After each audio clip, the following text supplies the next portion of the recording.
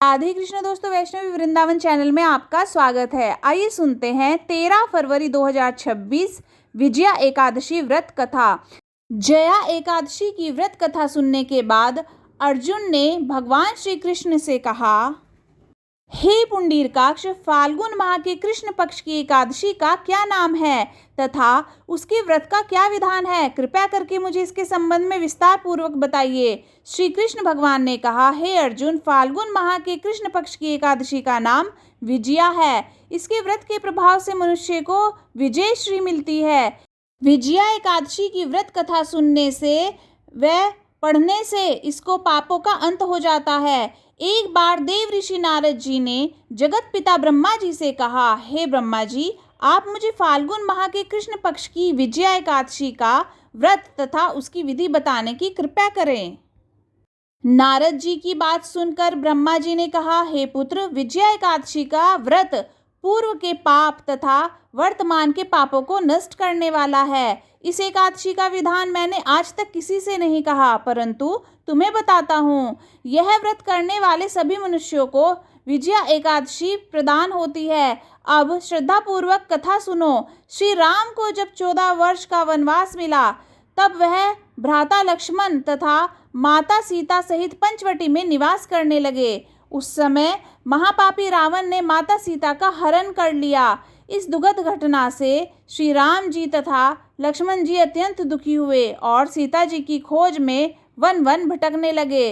जंगल जंगल घूमते हुए वे मरणास्त्र जटायु के पास जा पहुँचे। जटायु ने उन्हें माता सीता के हरण का पूरा वृतांत सुनाया और भगवान श्री राम जी की गोद में प्राण त्याग कर स्वर्ग की तरफ प्रस्थान किया। कुछ आगे चलकर श्री राम व लक्ष्मण जी की सुग्रीव जी के साथ मित्रता हो गई और वहां उन्होंने बाली का वध किया। श्री राम भक्त हनुमान जी ने लंका में जाकर माता सीता का पता लगाया और माता से श्री राम जी तथा महाराज सुग्रीव की मित्रता का वर्णन सुनाया। वहां से लौटकर हनुमान जी श्री रामचंद्र जी के पास आए और अशोक वाटिका का सारा वृतांत कह सुनाया। सब हाल जानने के बाद श्री रामचंद्र जी ने सुग्रीव की सहमति से वानरों तथा भालुओं की सेना सहित लंका की तरफ प्रस्थान किया। समुद्र किनारे पहुंचने पर श्री रामचंद्र जी ने विशाल समुद्र को घड़ियालों से भरा देखकर लक्ष्मण जी से कहा, हे लक्ष्मण, अनेक मगरमच्छों और जीवों से भरे इस विशाल समुद्र को कैसे पार करेंगे? प्रभु श्री राम की बात सुनकर लक्ष्मण जी ने कहा, भ्राता श्री, आप पुराण पुरुषोत्तम आदि पुरुष हैं। आपसे कुछ भी विलुप्त नहीं है। यहाँ से आधा योजन दूर कुमारी द्वीप में वग्धालभे मुनि का आश्रम है।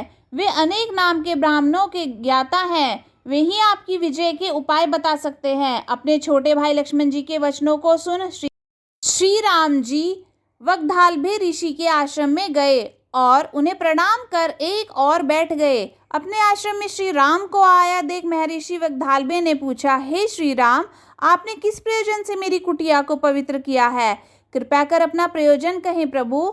मुनि के मधुर वचनों को सुन श्री राम जी ने कहा, हे ऋषिवर, मैं सेना सहित यहाँ आया हूँ और राक्षस राज रावण को जीतने की इच्छा से लंका जा रहा हूँ। कृपया कर आप समुद्र को पार करने का उपाय बताइए। आपके पास आने का मेरा यही प्रयोजन है। महर्षि वग्धालभे ने कहा, हे राम, मैं आपको एक अति उत्तम व्रत बतलाता हूँ जिसके करने से आपको विजय श्री अवश्य ही प्राप्त होगी। यह कैसा व्रत है मुनिश्रेष्ठ जिसे करने से समस्त क्षेत्रों में विजय की प्राप्ति होती है? जिज्ञासु हो श्री राम जी ने पूछा।